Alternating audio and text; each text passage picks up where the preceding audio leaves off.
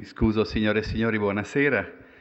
Un saluto particolare dal Presidente dell'Istituto Gian Antonio Danieli, un saluto particolare e un ringraziamento vivissimo al Professor Giuseppe Galasso, fra l'altro socio dell'Istituto Veneto, oltre che dell'Accademia dei Lincei. Mi si consenta di rivolgere da parte mia un saluto particolare al Presidente Emerito Leopoldo Mazzarolli e al Vicepresidente Professor Manlio Pastolestocchi, che sono presenti. Il professor Galasso, notissimo a tutti voi, parlerà di Italia, Stati Uniti d'Italia, regionalismo. Due parole, due cenni, è persona conosciutissima, ma mi piace ricordarlo con qualche parola sua. Catturato, scrive, per così dire da Croce, è la sua formazione, animato dall'idea e dagli ideali liberali democratici, sono debitore nei confronti di Ugo La Malfa, che ha avuto una parte, forse la più importante, nella mia formazione politica e culturale. Chabot, come sappiamo, lo scelse come redattore della rivista storica italiana, che poi diresse. Galasso non va dimenticato, anche per ascoltarlo questa sera su questo tema così centrale dell'Italia contemporanea, contribuì in modo davvero decisivo e caratterizzante alla pubblicazione di Nord e Sud, che per 16 anni, 15-16 anni, fu una rivista di punta del dibattito politico e culturale italiano.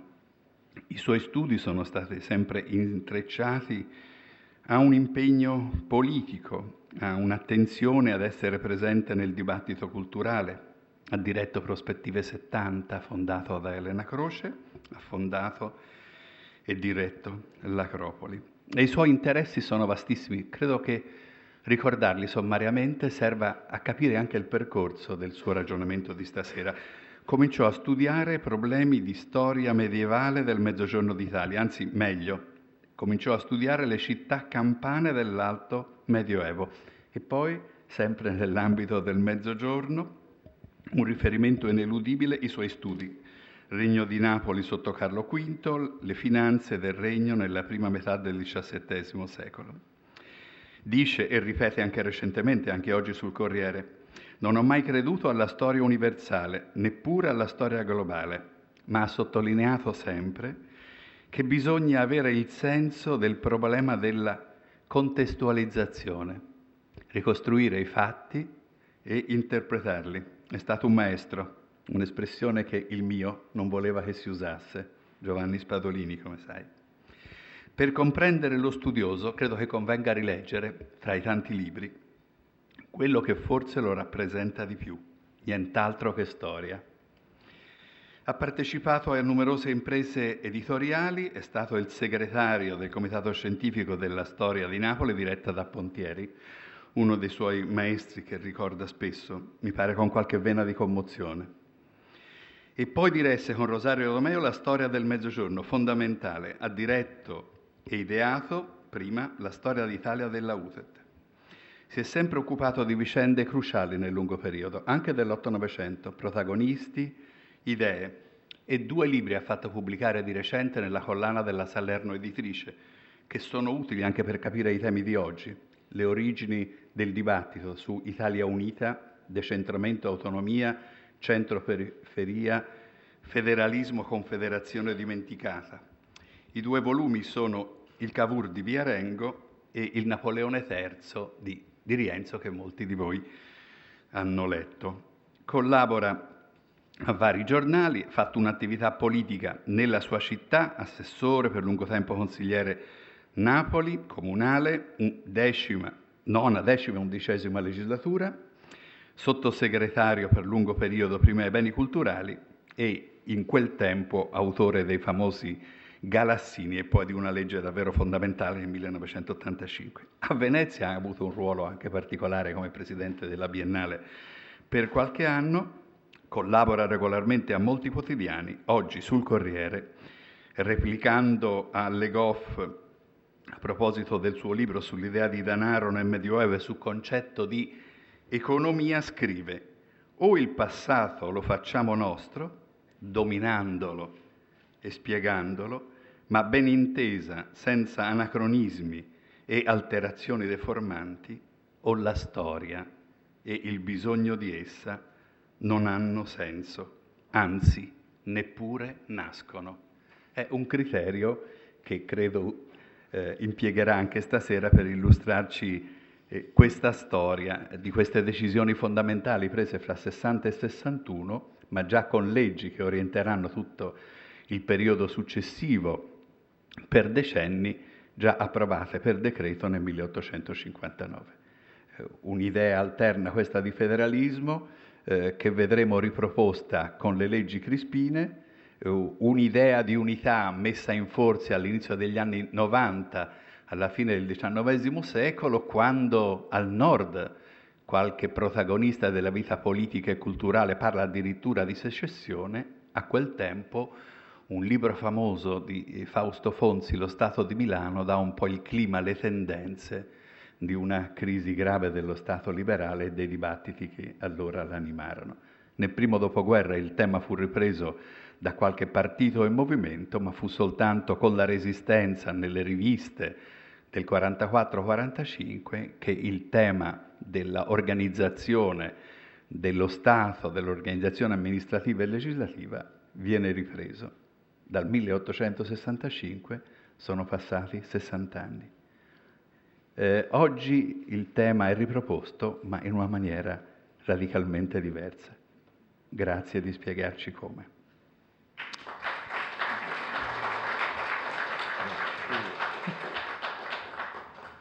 Sono io a dover ringraziare l'amico e collega Ballini per le sue parole troppo generose per me, dalle quali avete anche potuto capire che io sono in giovanissima età, quasi un giovanotto di primo pelo, e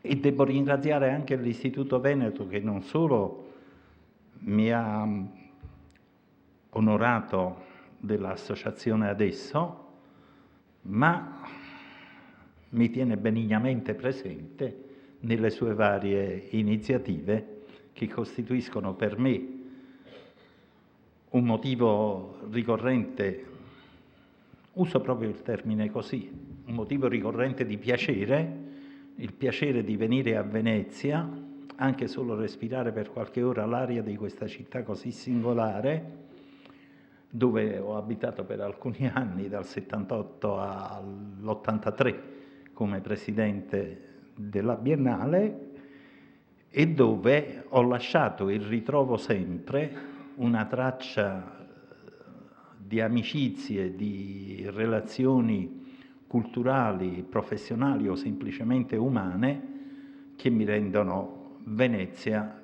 particolarmente cara. Per ciò di cui devo parlare stasera, rassicuratevi, non parlerò molto, un paio d'ore e mezza basteranno. Io vorrei prenderla alla lontana, Berlino, molto alla lontana, perché c'è una miopia italiana nel considerare la nostra storia nazionale, la miopia che consiste nel credere che la nostra storia nazionale si riduca a questi 150 anni di Italia unita, magari con una cinquantina di anni di più di risorgimento. E questo non è vero storicamente, e vorrei dire che non deve essere vero neppure dal punto di vista etico-politico, perché il popolo italiano è come me, non è ragazzino, ha qualche annetto, ha la stessa età di tutti gli altri popoli europei, di tutti gli altri grandi popoli europei. Il popolo italiano è stato ed è un grande popolo europeo,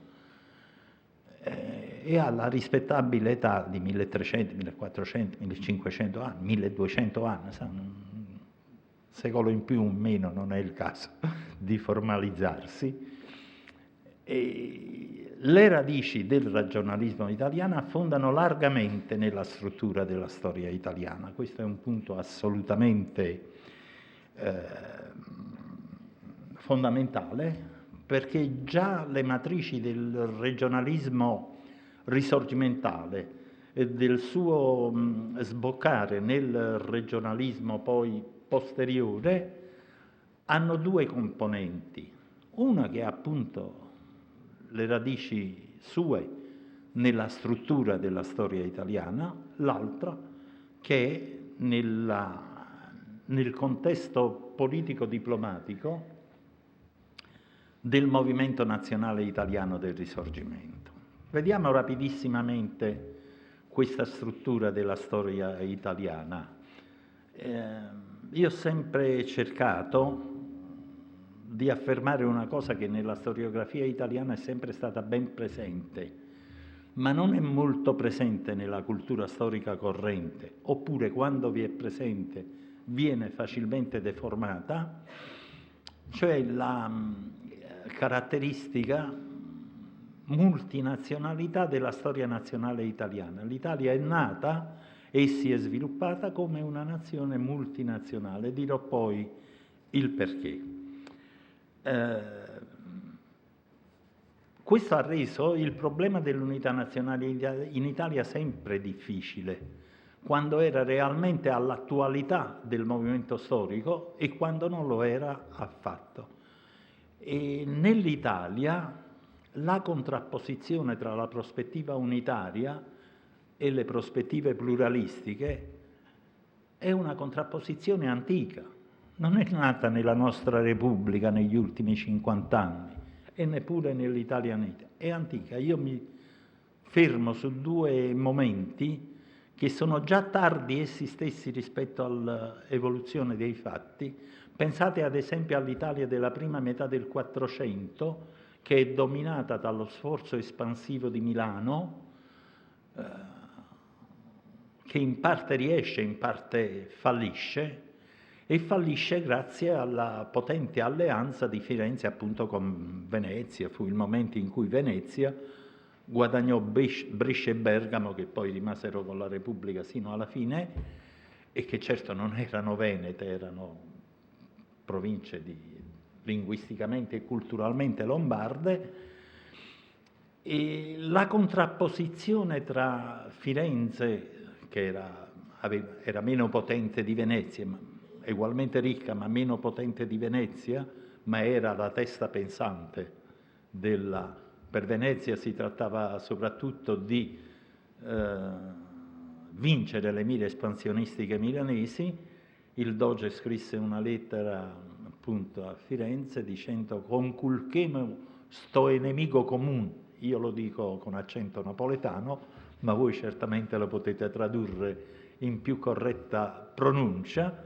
Ma a Firenze invece si fece uno sforzo di riflessione su questo e vi fu quella che Nino Valeri, uno storico anch'egli molto affezionato a Venezia, sintetizzò in un libro intitolato La libertà e la pace, perché da parte milanese, anche lì con uno sforzo, siamo già nei primi tempi dell'umanesimo italiano, l'Italia aveva molte teste pensanti, anche da Milano vi fu uno sforzo di ideologizzazione e i milanesi sostenevano noi vogliamo portare la pace all'Italia. L'Italia è distrutta, avvilita e compressa dalle insanabili rivalità tra le sue tante voci e parti, città e stati. Noi vogliamo portare la pace. La pace significava la formazione di un grande stato territoriale egemonizzato da Milano. I fiorentini ribattevano no, noi siamo per la libertà d'Italia. Badate bene che allora libertà non significa quello che per noi significa oggi, ossia il regime liberale, diciamo così, il regime di libertà, significava l'autonomia e l'indipendenza delle singole parti d'Italia. Questa antitesi tra la libertà e la pace è un po' stata costante nella storia italiana a lungo e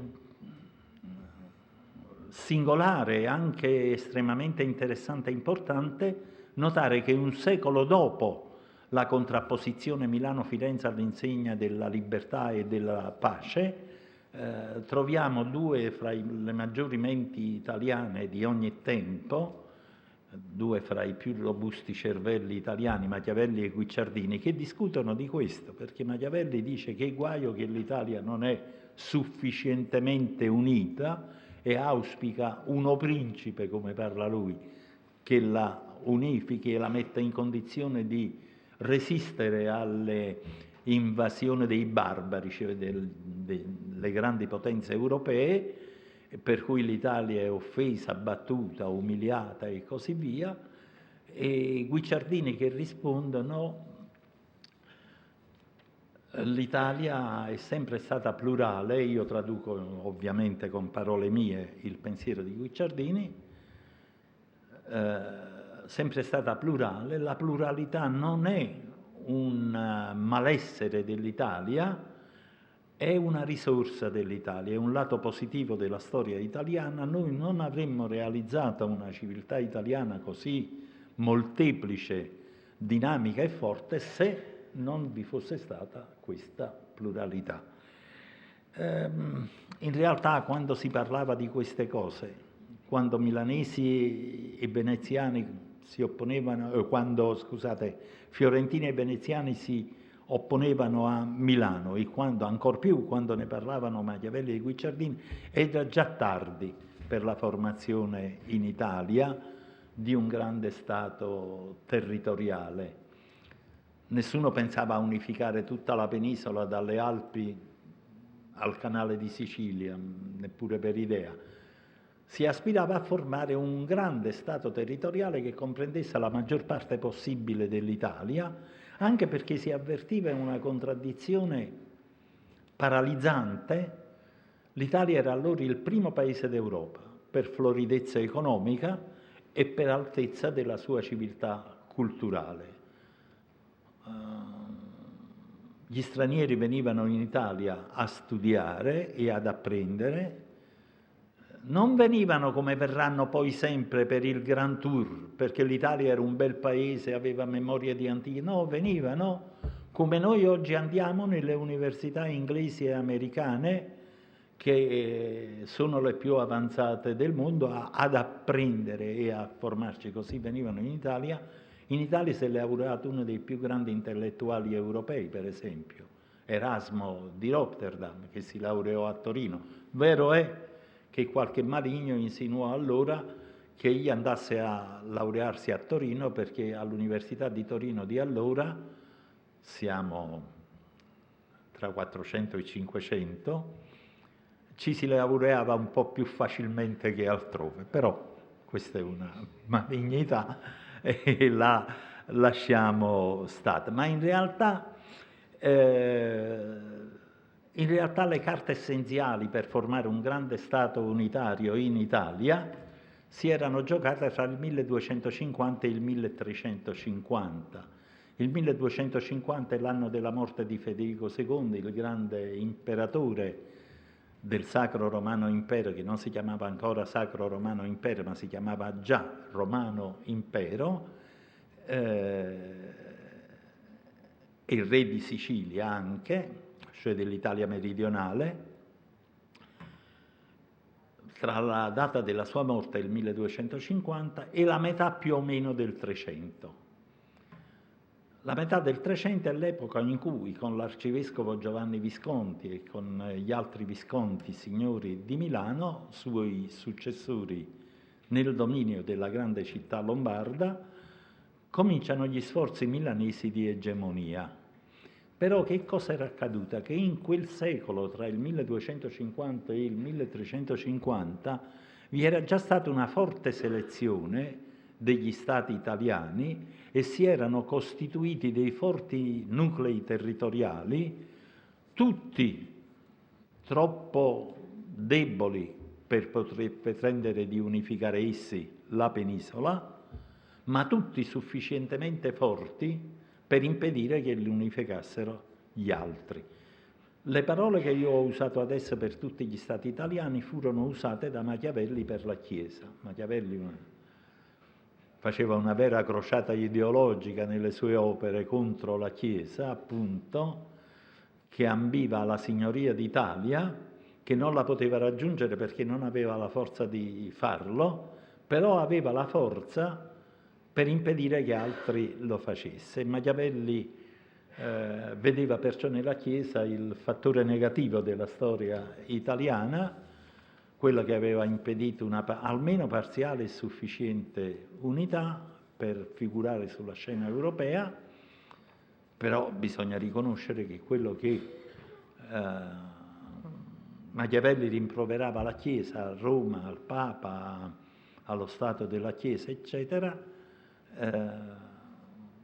era quello che avevano fatto e facevano tutti gli Stati italiani, che faceva Firenze sempre la più interessata alla libertà d'Italia, cioè all'equilibrio fra gli Stati italiani. Fece subito Milano quando non ebbe più la forza di spingere uno sforzo egemonico, fece Venezia, appena anch'essa non fu in grado.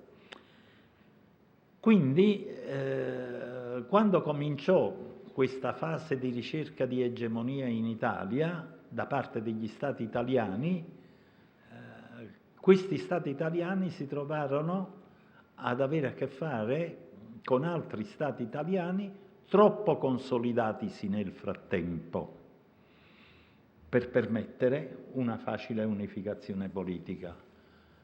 Ripeto, no, se non di tutto il paese, almeno di una gran parte di esse. Per di più, questi nuclei statali regionali che si erano consolidati in Italia non solo erano nuclei statali forti, ma divennero anche ambiti di civiltà, aree culturali. Quindi il fenomeno del pluralismo italiano era già massicciamente maturato alla fine del Medioevo e rendeva la struttura della storia italiana, come ho già detto, indubbiamente una struttura nazionale. In Europa già dal 200, dal 300, si parla, ma anche prima, anzi, già intorno al 1000 sentiamo parlare dei popoli europei nei termini in cui ne parliamo noi oggi. Sentiamo parlare di inglesi, francesi, tedeschi, spagnoli e altri, e sentiamo parlare di italiani. La stessa parola italiano è una parola che appare verso l'anno 1200, un po' prima, un po' dopo, perché prima gli abitanti dell'Italia non si chiamavano italiani, avevano altri nomi, o avevano il nome antico di Italici, o avevano il nome del popolo che più di ogni altro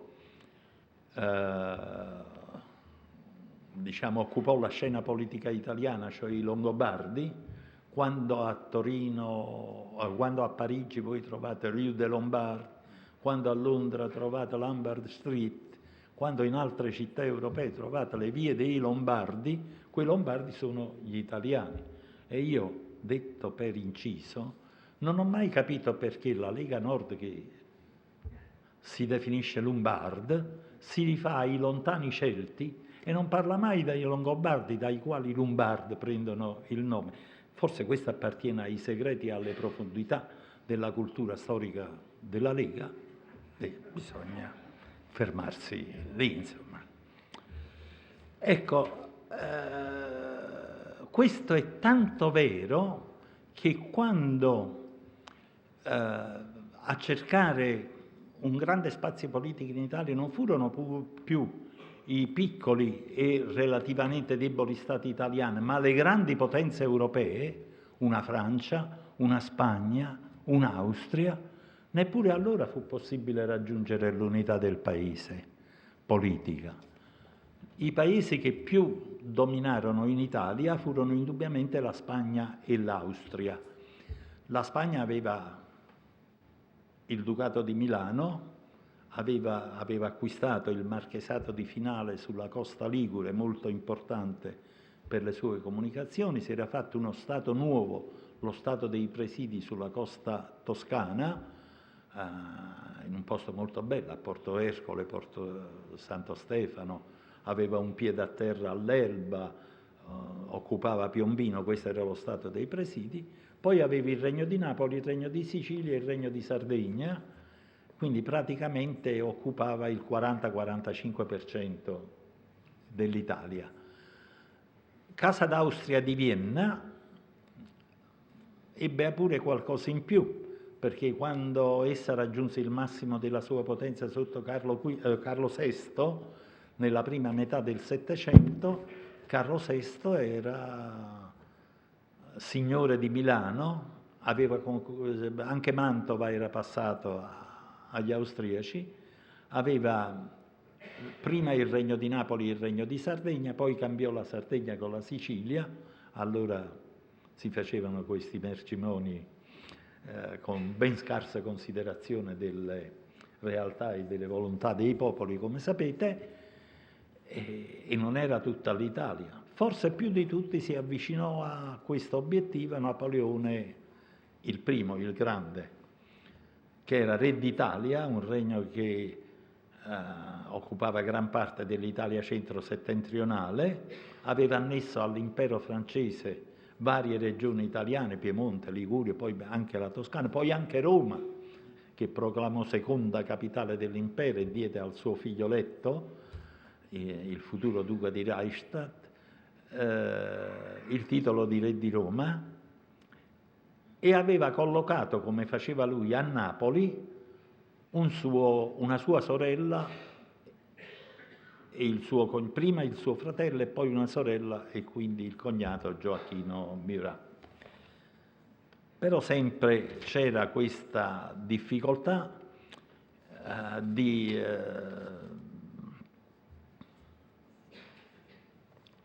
pensare alla possibilità di una unità italiana. Il disegno dell'unità italiana esulava completamente dal panorama politico europeo e italiano. Quando nel 1831 Mazzini proclamò come obiettivi concreti e diretti dell'azione della sua nuova associazione del partito, che aveva fondato la Giovine Italia, è una organizzazione poi del fascismo e del neofascismo, questa era la Giovine Italia, e proclamò l'unità come... Fu questo che scandalizzò di più. Gli obiettivi di Mazzini erano l'unità e la Repubblica. La Repubblica veniva considerata un'utopia, ma l'unità quasi uno scandalo. Nessuno vi credeva. 1831, cioè non molto lontano da quella che poi fu la data di realizzazione effettiva dell'unità. E questo che cosa ci dice? Ci dice perché il federalismo rappresentò per tutto il Risorgimento la meta che si pensava fosse più concreta, più possibile, più realistica del movimento nazionale italiano. Era tale la difficoltà di mettere insieme questi stati italiani, era tale la difficoltà di emanciparli dalla dipendenza e soggezione ai grandi paesi europei. Gli italiani non hanno preso nessuna decisione sul loro paese tra il 1500, i primi anni del 1500 e il 1860, che non sia dipesa dalle grandi diplomazie europee. Ho portato l'esempio della Sicilia e della Sardegna scambiate tra Austria e Savoia in quel caso, ma i casi sono innumerevoli. Napoli ha cambiato 7-8 volte dinastia, mai per iniziativa e decisione dei napoletani. Idem la Sicilia, idem gli altri stati europei.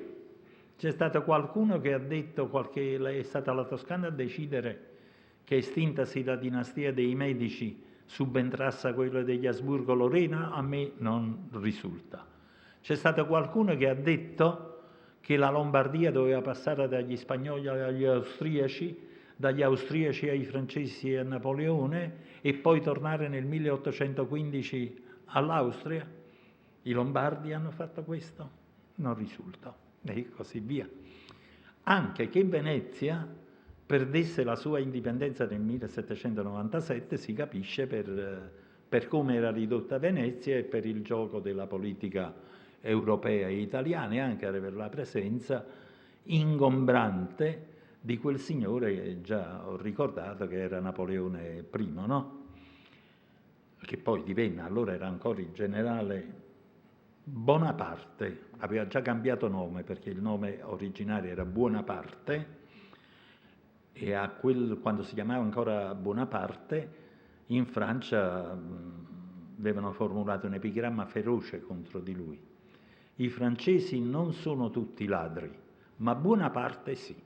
E questo era il modo di offendere Napoleone, che poi divenne, ecco, per 3 secoli o 3 secoli e mezzo non c'è nulla dell'Italia che abbiano deciso gli italiani.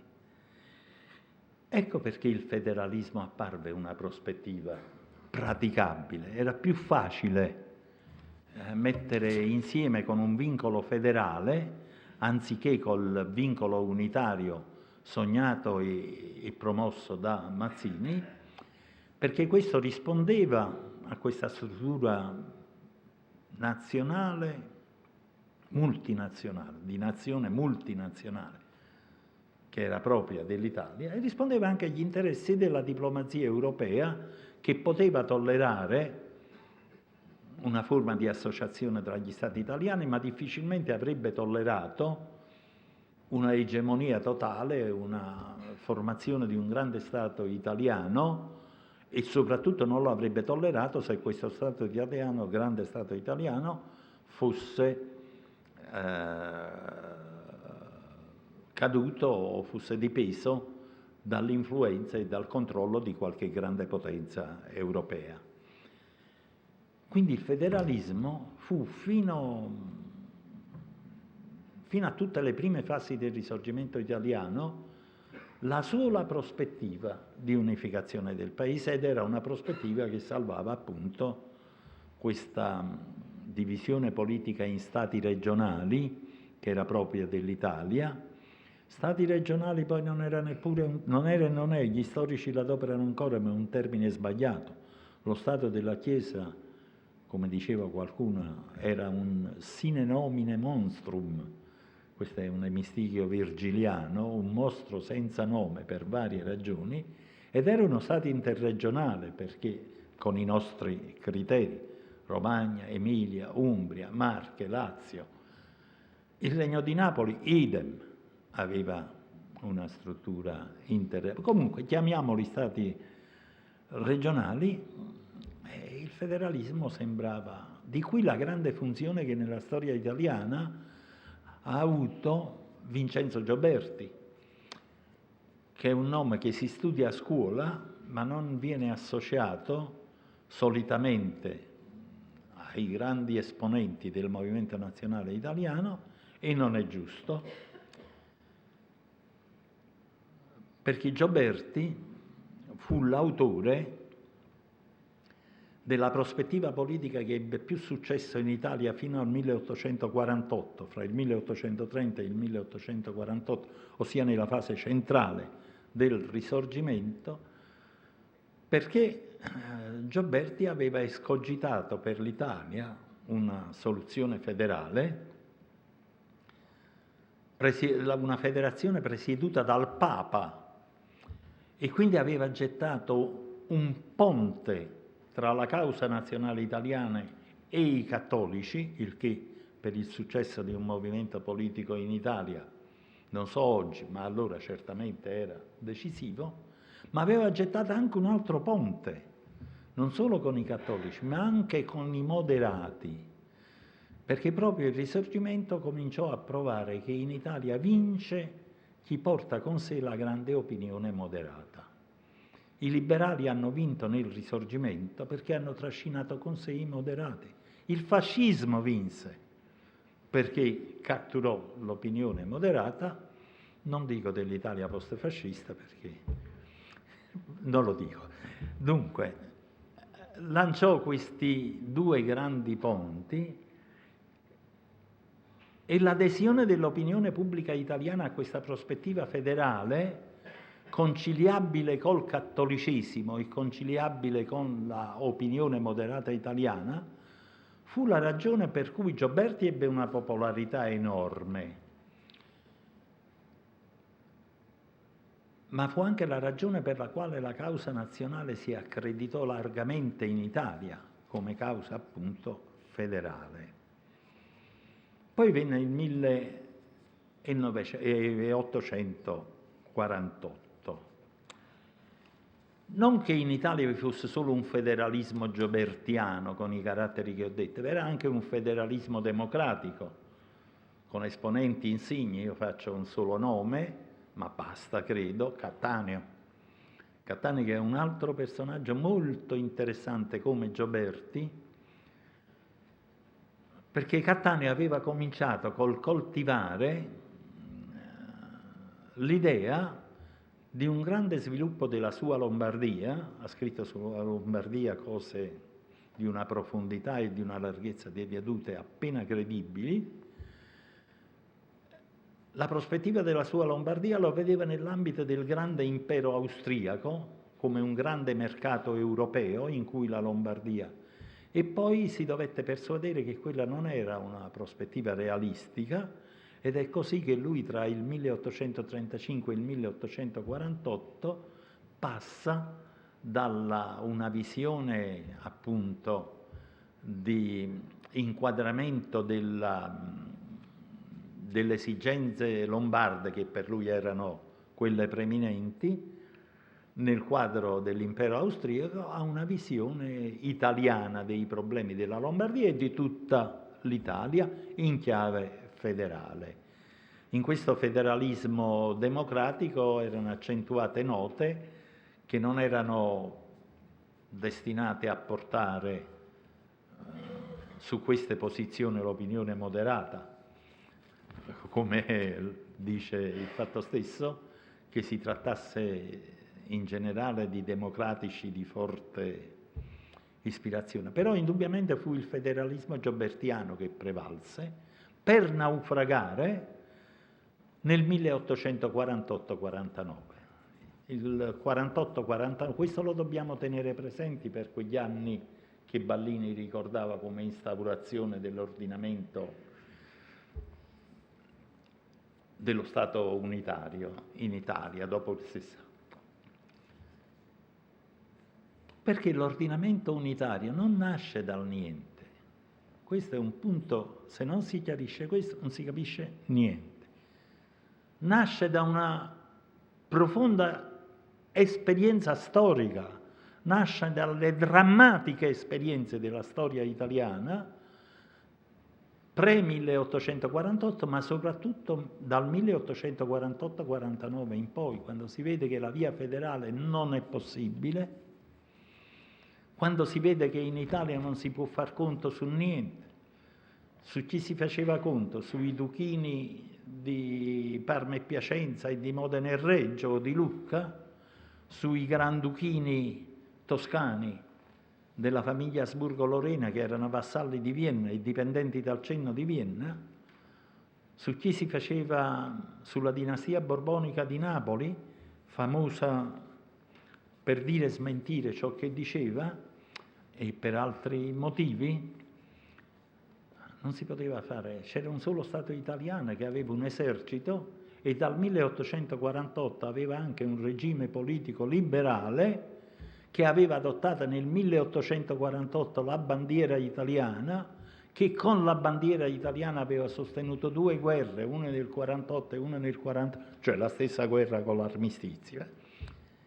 E aveva pagato un alto tributo di sangue, perdendo sfortunatamente la prima e la seconda volta, 2 volte in Fausto Custozo, 2 volte in Fausto Novara, diceva Carducci, e che manteneva l'ordinamento liberale anche dopo la sconfitta del 49. Questa centralità del Piemonte nel movimento nazionale italiano, anzi soprattutto nella fase conclusiva e risolutiva del Risorgimento italiano, non è la conquista piemontese, no, è la qualificazione piemontese a guidare il Risorgimento italiano. per i motivi che ho detto. Un esercito di consistenti tradizioni, consistenti sulla scala italiana, certo, non sulla scala europea, non avrebbe mai vinto l'Austria senza l'aiuto della Francia, ma con la bandiera italiana, con il regime liberale. E questa è la ragione per cui dopo il 1848-49 il federalismo decade rapidamente e la spinta unitaria cresce, accendendo le speranze di Mazzini, che vedeva approssimarsi una cosa che nel 1831 appariva sulla Luna, insomma, o anche più lontana, cioè l'unità, appunto, e che ebbe una sua traduzione politica immediata, perché nacque subito, insomma, a ridosso, a metà degli anni 50, nacque anche un partito per sostenere questa causa, la Società Nazionale si chiamò, fondata da italiani e partecipata da italiani di tutte le parti dell'Italia, che avevano adottato ormai la soluzione piemontese unitaria come soluzione del problema risorgimentale. Per giunta, nel Piemonte di quegli anni operava un altro grandissimo del Risorgimento italiano, uno degli uomini di Stato più rilevanti dell'Europa dell'Ottocento, ossia il conte di Cavour, come sapete, che dava un affidamento di abilità politica e di fermezza nell'indirizzo politico e di rispondenza dei fatti alle parole che non dava nessun altro governo italiano, neppure alla lontana. Ecco, non è che matura così. Il Piemonte va, conquista e ordina, niente affatto.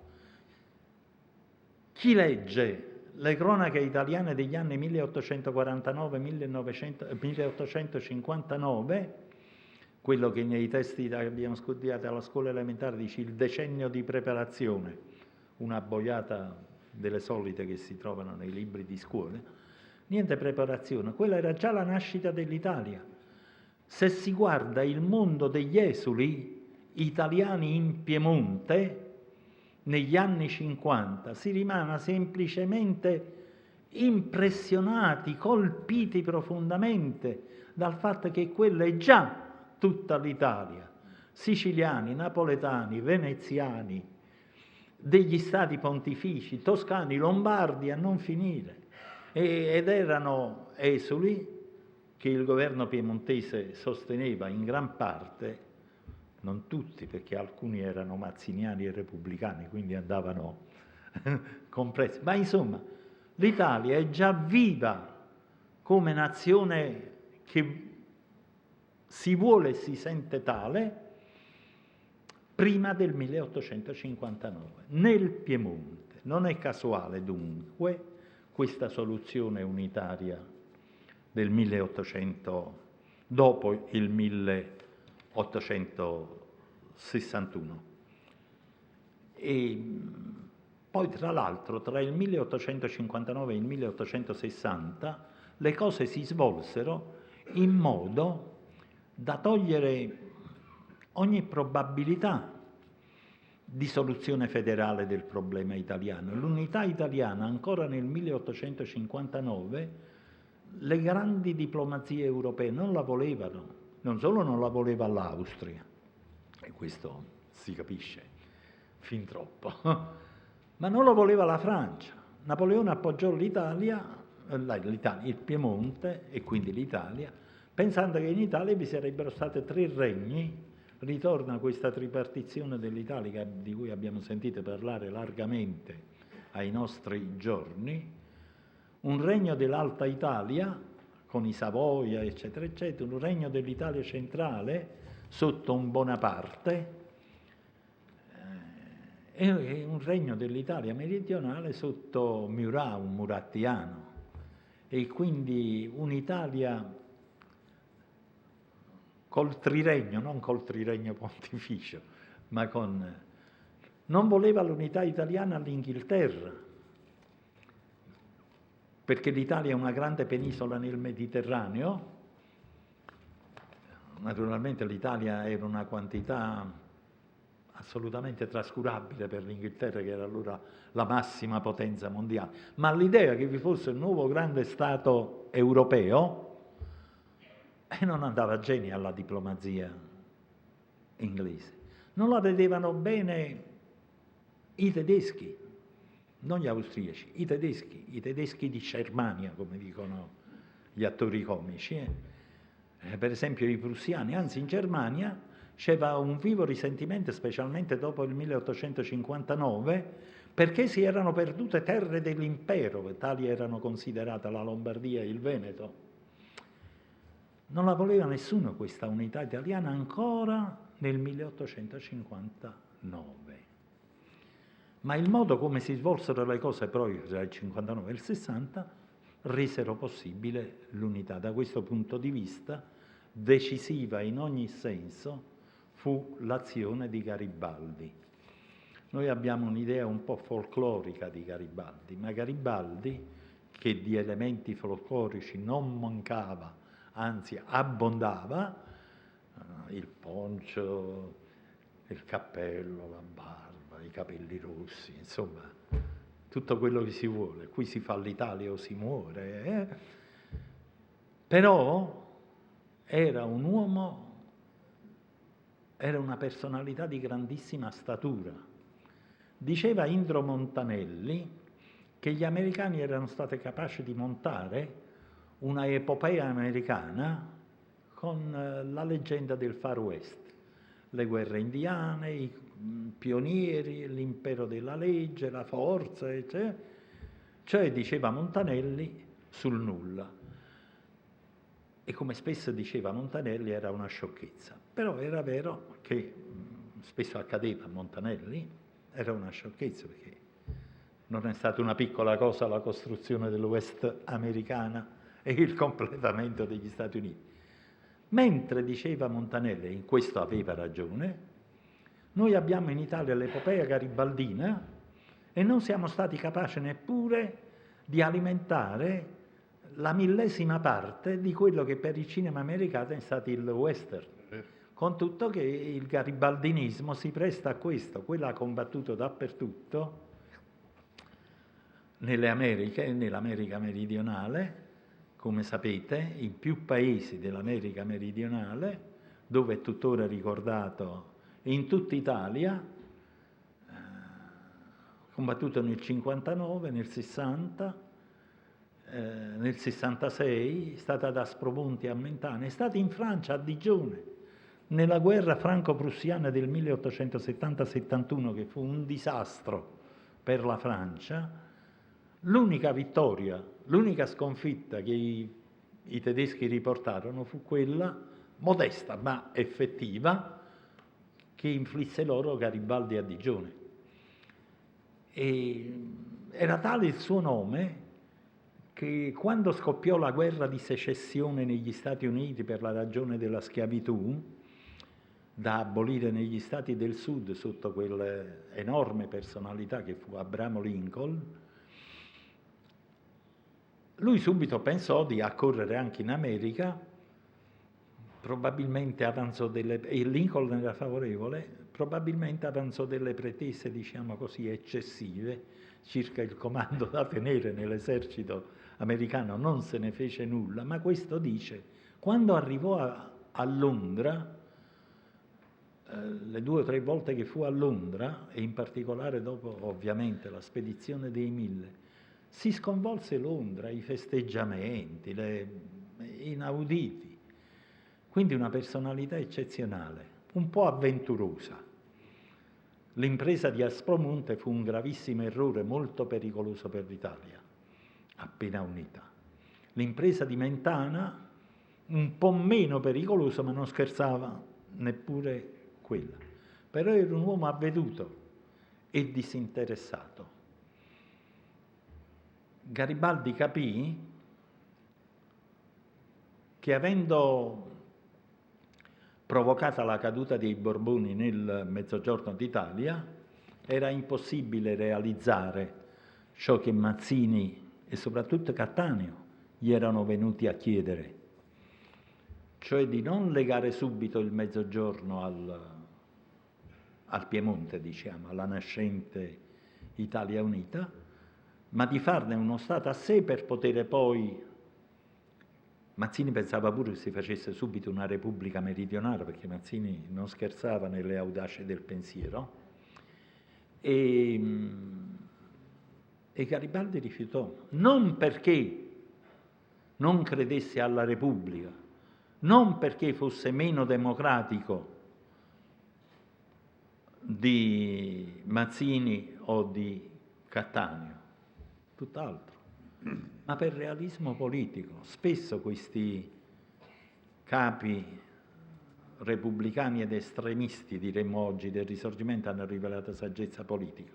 La saggezza politica di Roma, di Mazzini, nell'unico momento in cui fu a capo di uno Stato per alcuni mesi, cioè a Roma, nel 1849, sorprese tutti, perché lui era appunto un grande romantico, ma nel momento delle decisioni si sapeva regolare.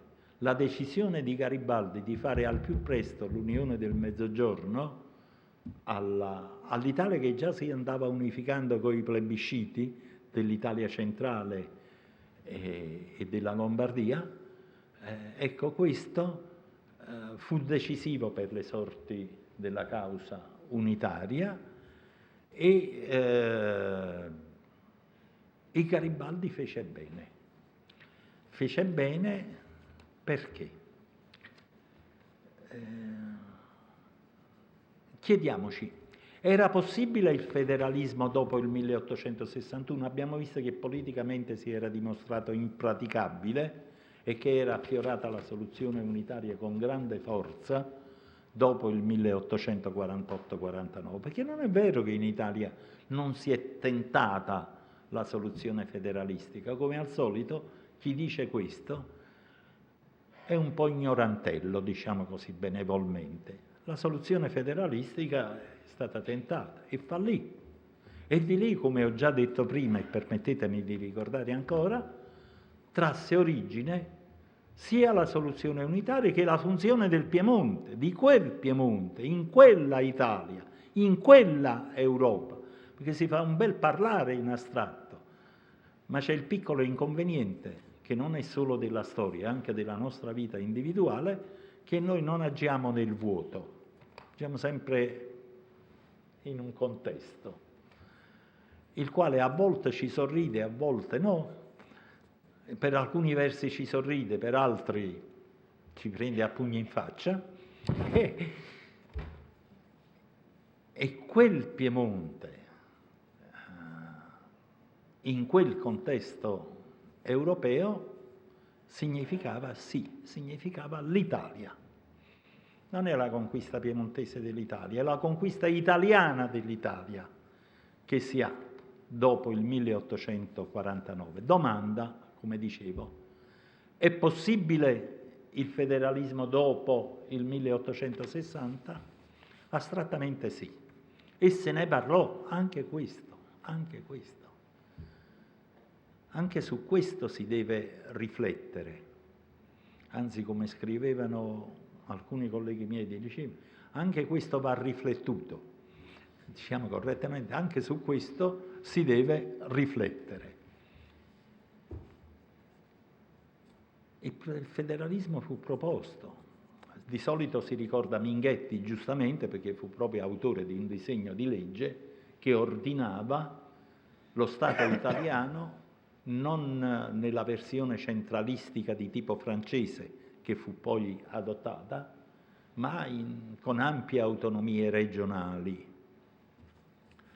Lì era incerto se sarebbero state autonomie regionali o autonomie dei vecchi stati pre-italiani, però sarebbe certamente prevalsa la visione regionalistica, vera e propria, insomma, non di conservazione delle circoscrizioni degli antichi stati italiani.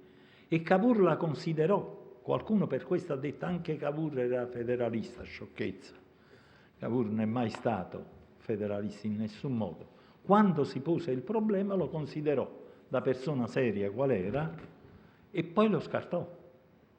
Con assoluta decisione fece quella estensione provvisoria dei decreti che il professor Ballini ha ricordato, del 1859-60, del 60 soprattutto, seconda metà del 60, che poi servì di base alla unificazione legislativa. E perché era impraticabile il federalismo dopo il 1861?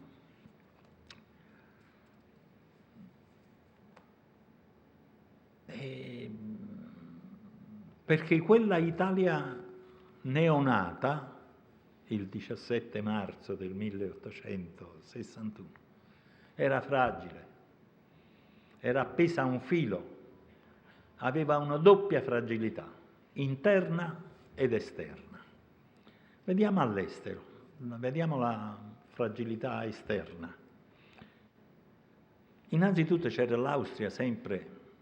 L'Austria nel 1860 non pensa ad altro che a riconquistare la Lombardia, e questo è anche spiegabile.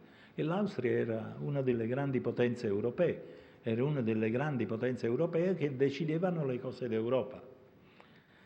Poi c'era il veto francese su Roma. Ogni volta, poiché il Movimento Nazionale Italiano a Roma non poteva rinunciare, che si dica su Roma ladrona, su cose, sull'orribile accento dei romani, sulla pesantezza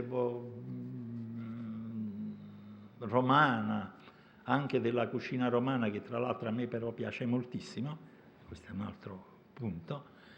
Ecco, Roma è Roma, è il maggiore titolo di storia degli italiani. Poi uno può decidere, io mi voglio chiamare in un altro modo, non voglio essere italiano, vabbè, fa quello che vuoi, però Roma rimane Roma, qualsiasi cosa tu voglia. Non era una scelta, era l'unico punto, e anche questo è singolare, sul quale tutto l'arco politico del Risorgimento era d'accordo. Mazzini era d'accordo con Vittorio Emanuele II, Cattaneo era d'accordo con Cavour, tutti erano d'accordo, tutti. Sul resto fiere divisioni. Ma sul punto che Roma fosse la sola a dover e poter essere la capitale del paese, neppure il più lontano dubbio. E io credo che non fossero meno lombardi dei loro pronipoti e ultrapronipoti, quei lombardi di allora che sostennero strenuamente la causa romana, diciamo così, ma c'era il veto della Francia, che Napoleone III già si era pentito molto di aver appoggiato l'Italia nel 1859, l'opinione pubblica immoderata francese gli aveva procurato fastidi enormi, perché il Papa aveva perduto tutto lo Stato, meno il Lazio, gli rimaneva Lazio e Roma, e lì Napoleone era fermissimo, a Mentana non esitò a mandare le truppe francesi che stanziavano del resto in quello che restava nello Stato Pontificio, la celebre frase del generale Ladino, «Les chassepot ont fait merveille», era un nuovo tipo di fucile che avevano fatto meraviglie a Mentana. Poi c'era il risentimento della Germania, l'ho già detto prima, per la perdita delle terre imperiali, cioè della Lombardia. Poi ci fu lo sviluppo rapido della politica del nuovo Stato e l'audacia del nuovo Stato sia nel 1866 sia nel 1870. L'audacia nel nuovo Stato che si alleò nel 66, come sapete, con la Prussia contro l'Austria, irritando Napoleone III, perché subito gli italiani avevano cambiato, questa è una vecchia specialità nazionale. Gli italiani sono sempre stati per la terza forza. Per loro la teoria dei due forni ha una valenza metafisica, quindi avevano subito cambiato alleate e si erano messi con la Prussia. L'Italia era debolissima, fece una bella prova. Quella del 66 fu veramente una bella prova, però provò la debolezza, non la forza dell'Italia, a Custoza, ancora una volta, e soprattutto a Lissa, per cui la flotta italiana era molto più moderna di quella austriaca, per cui poi gli austriaci formularono il distico: uomini di ferro su navi di legno batterono uomini di legno su navi di ferro, che pure non è un male come satira, diciamo, ma audace del nuovo Stato, che ottenne nel 66 il Veneto. Mi hanno detto che molti nel Veneto dicono che loro del 1861 non si importano, perché semmai per loro conta il 1866. Domanda modesta, piccola, sommessa: vi sarebbe mai stato un 1866 se non vi fosse stato un 1861? La risposta la lascio a chi di dovere. E nel 70 ancora di più, immediatamente, appena entrò in crisi il sistema imperiale di Napoleone III e crollò, l'Italia si precipitò a Roma. Però questa audacia non poteva superare le altre debolezze dello Stato. La prima debolezza, il grave deficit del bilancio. Nonostante il tesoro trovato nell'Italia meridionale, tesoro imponente, e subito trasferito nelle casse dello Stato e del nuovo Stato italiano, come era naturale. Io non appartengo ai meridionali che parlano di conquista del piemontese del Mezzogiorno e di rapina piemontese nel Mezzogiorno, però insomma il fatto era quello, questo non si può disconoscere. E che cosa significava il deficit del bilancio? Allora era pericoloso.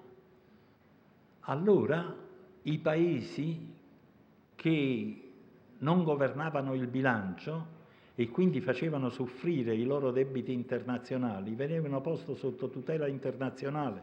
Lo si sperimentò con la Grecia allora, che anche allora aveva di questi problemi, e se l'Italia, che aveva un debito pubblico enorme, non avesse fatto in modo di coprire i suoi obblighi, non ci avrebbero messo molto tempo a metterla sotto tutela. C'era una scarsa considerazione militare dell'Italia e tutti poi parlavano delle difficoltà interne dell'Italia, a giusta ragione, come altro motivo di debolezza.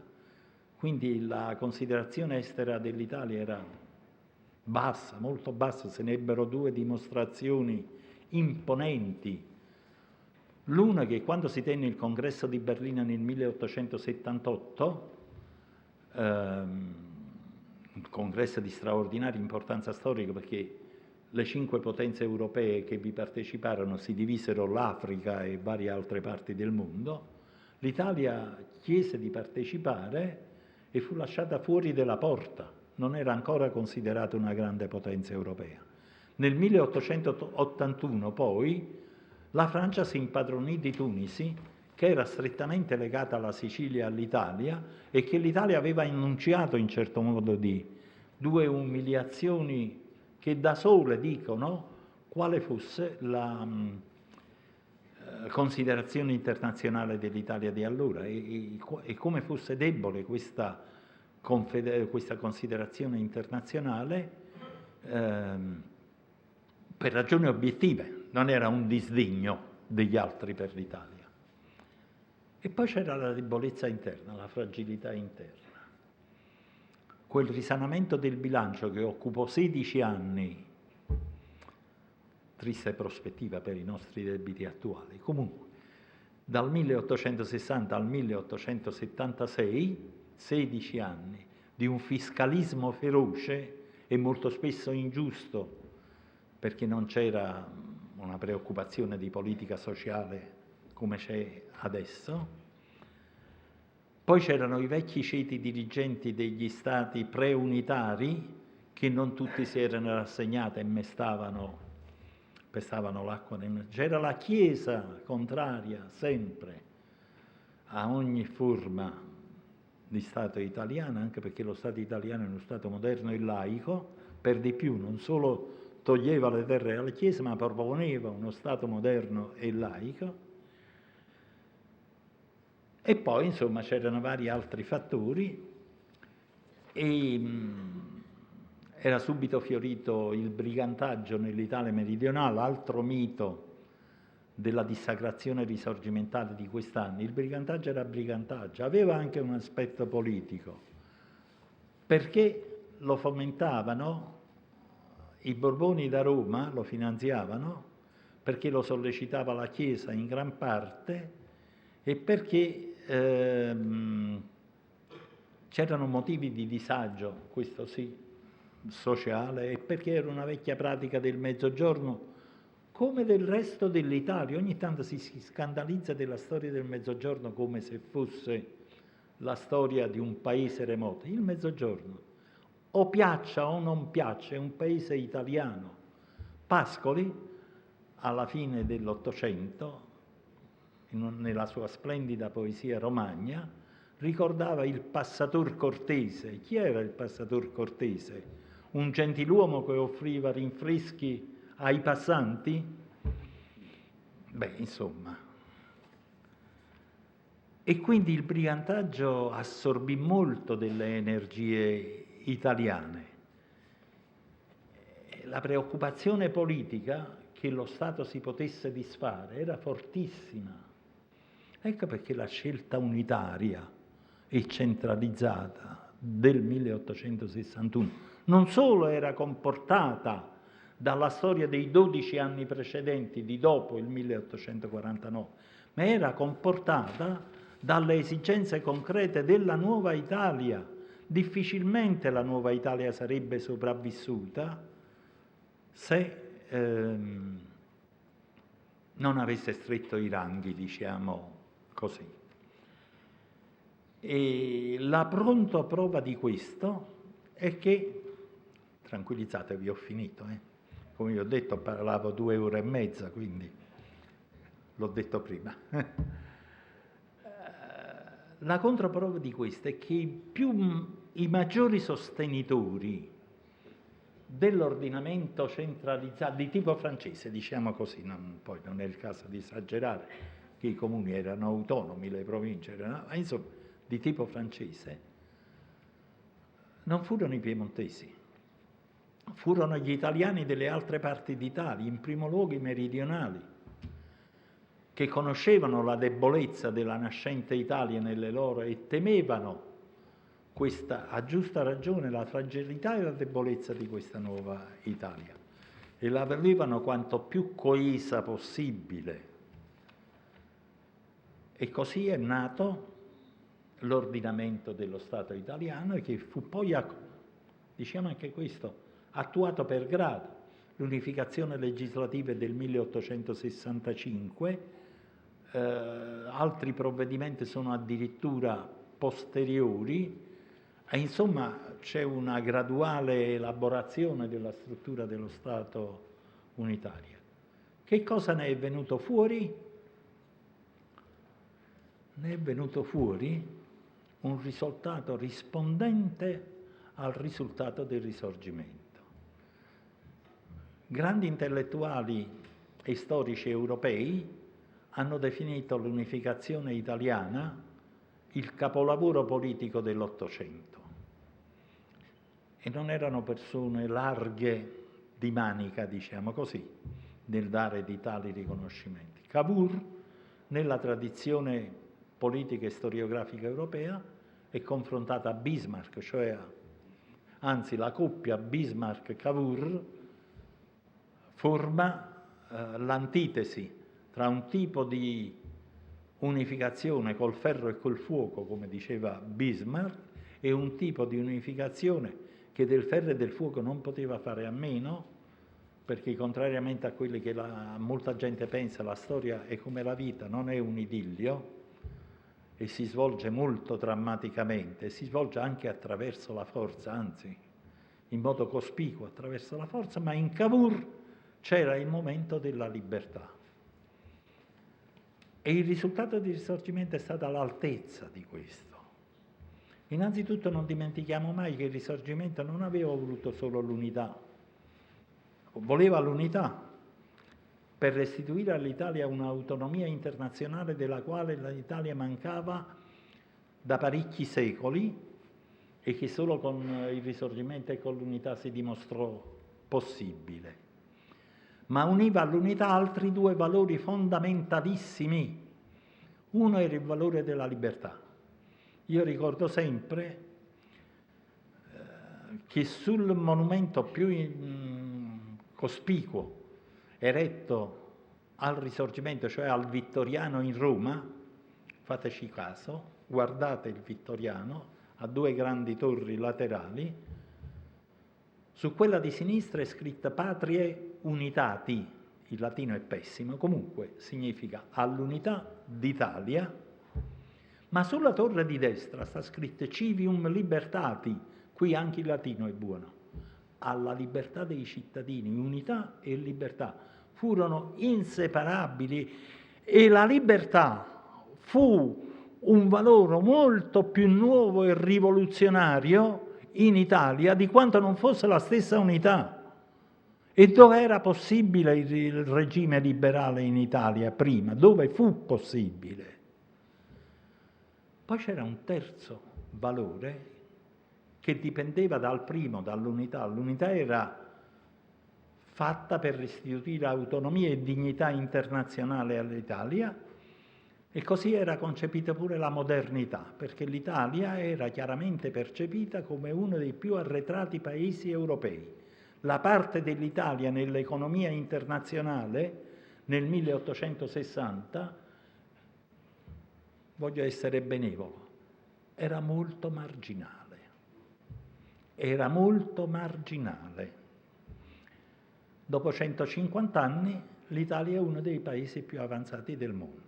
Fa parte del G8, G12, G20, io non ho mai capito questa aritmetica, però sta in questi G, da questi grandi, i Grez. È vero? Un risultato che nel 1861 neppure le più calde speranze avrebbero osato di formulare.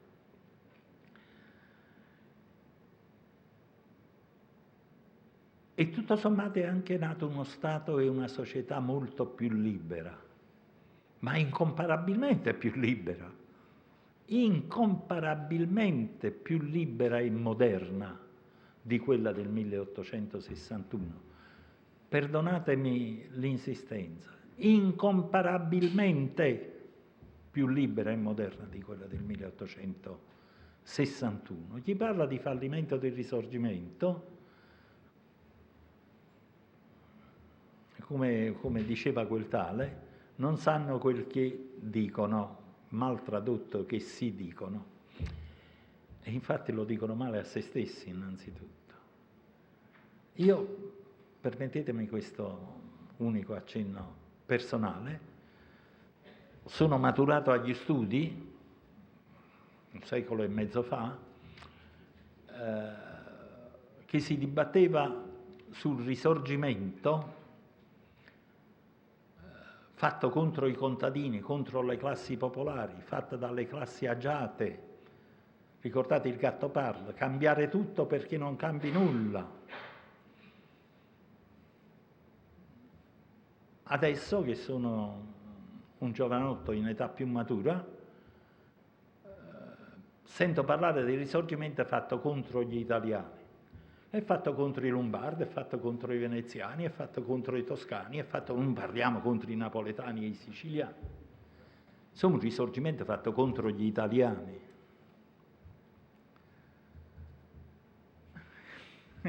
E sono sciocchezze, evidentemente. Il Risorgimento fu fatto contro l'Austria, contro la Chiesa, contro le vecchie classi dirigenti. La Chiesa impiegò poi 60-70 anni per conciliarsi, grazie all'uomo della provvidenza, con la stessa Chiesa, il quale sfruttò l'uomo della provvidenza ma non della previdenza, e sfruttò tutto un lavoro che aveva fatto lo Stato liberale, che già mirava a questo. Ma per 60-70 anni la posizione della Chiesa era riassunta del non expedit. Non conviene, il latino della Chiesa è buono, non conviene, non è opportuno che i cattolici partecipino alla vita dello Stato italiano. Questo, il Risorgimento fu fatto contro questo. contro la vecchia Italia, contro l'Austria, contro la Chiesa, e fu fatto dai giovani, da una incredibile quantità di giovani. L'età media dei 1000 era quasi di gente da poco svezzata, che aveva da poco lasciato il biberon, più o meno. E fu un movimento di tutta l'Italia. I 1000, di meridionali tra i 1000 ce n'erano nettamente una minoranza. Poi dopo si trovarono in loco quelli che ingrossarono, come era necessario, l'esercito di Garibaldi. Ed è una sciocchezza anche che il Risorgimento sia stato un movimento unicamente di élite. Gli studi hanno dimostrato che la partecipazione popolare al Risorgimento fu fortissima. Del resto io faccio una semplice domanda. Ma voi credete che movimenti come le 5 giornate di Milano, le 10 giornate di Brescia, la difesa di Venezia nel 1849, la difesa di Roma nel 1849, i movimenti del Mezzogiorno d'Italia in Sicilia, prima ancora che nel napoletano, si potessero fare senza una larga partecipazione popolare? Non era una partecipazione di massa. Una cosa è la partecipazione, quella ma non vi poteva essere neppure, non sussistevano le condizioni. Però fu una partecipazione popolare larga. E insomma, per concludere veramente, io voglio dire che la soluzione unitaria non nacque dal nulla, che il regionalismo aveva solide basi nella storia italiana, ma lo si dovette superare per ragioni storiche profonde. Voglio aggiungere che non fu una scelta improvvisata o puramente di necessità, fu una scelta meditata e sofferta, ma credete che non abbia costato nulla ai meridionali, tra i quali c'erano alcuni dei maggiori intelletti italiani di allora, e non solo di allora, non abbia costato nulla ai veneziani, ai milanesi, ai toscani, di superare, lasciare le loro piccole patrie per questa nuova. Costò molto, psicologicamente conoscevano tutti la storia, la tradizione, avevano vissuto la vita di quelle piccole patrie e vi erano teneramente affezionati. Fate il paragone con l'Europa di oggi e quanto è difficile finire di essere italiani, francesi, spagnoli, eccetera, per dichiarare. Tuttora, se voi chiedete a chiunque in Europa, tu ti senti più europeo o più francese? La risposta è sicura, è sicura. Possiamo scommettere, arricchirci con le scommesse su questo. Costò molto, non fu una soluzione improvvisata, ma meditata e sofferta, fu una soluzione obbligata, non molto scelta, senza molte possibilità di scelta, e ha dato buoni frutti. Oggi questi frutti sono rivocati in dubbio e abbiamo operato anche uno stravolgimento costituzionale, perché il regionalismo era stato previsto già nella Costituzione della Repubblica Italiana del 1948. Non era stato previsto con una grande lucidità di dettato e di prescrizione, tanto è vero che è stato lungo e faticoso l'iter dell'ordinamento regionale, però noi che abbiamo fatto? Abbiamo trasformato il regionalismo in federalismo, che è un'altra cosa. Il regionalismo è quello della Costituzione, il federalismo è un'altra cosa. Io sono per quel che vale lo sanno tutti, è una piccolissima cosa. Io sono nato e cresciuto nell'ideologia repubblicana, a me repubblicano, storico come si diceva una volta, non storico di professione, perché erano vecchi questi repubblicani, poi avevano visto un po' più lungo degli altri, ma è un'altra faccenda. A me repubblicani il federalismo non fa proprio impressione, va benissimo anche il federalismo con l'unità nazionale. è una forma di unità, è un paese unito, la Svizzera certamente federale, un paese unito gli Stati Uniti. Avessimo noi una sufficiente quota di sentimento nazionale di quelle che hanno la federale Svizzera e che hanno i federali Stati Uniti d'America, l'avessimo. Insomma, non è il federalismo la cosa in questione, ma il contenuto e soprattutto i fini e le direzioni del federalismo a costituire il vero problema. Vedremo coi fatti. L'augurio che possiamo formulare è che a questa nuova Italia federale arriva un complessivo successo storico, complessivo, cioè fatto di luci e di ombre, ma in cui le luci prevalgono di gran lunga sulle ombre, un complessivo successo storico come quello che ha reso innegabilmente allo Stato unitario. Bellissima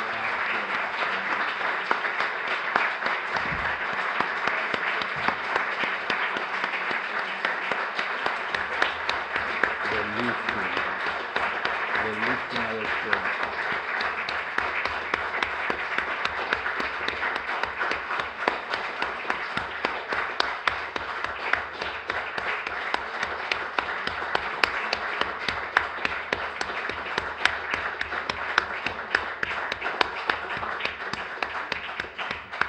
Grazie.